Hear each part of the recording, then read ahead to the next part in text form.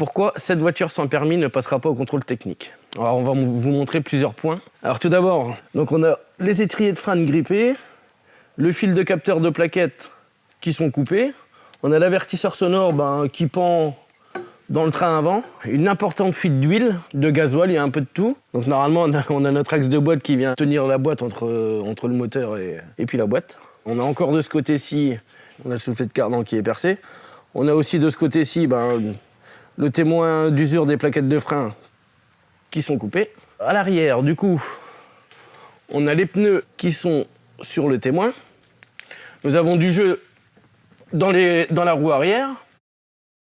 Nous avons une mauvaise fixation du panier de roue de secours qui devrait être fixé dans le châssis en haut. On a une fuite importante aussi au niveau du réservoir. Donc on a le flexible d'échappement aussi qui est percé.